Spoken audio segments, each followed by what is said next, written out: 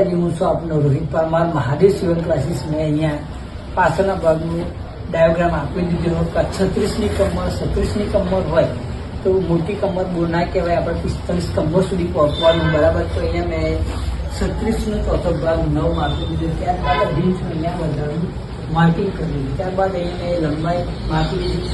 શોલ્ડરનો આજકાલ જોવા જઈએ શોલ્ડરના મોટા મોટા પ્રશ્નો હોય તો શોલ્ડર કેમ ઉતરી જાય, તો અહીંયાનું જે ગળું અહીંયાથી તમે 2, 2.5, 2.5 મારો.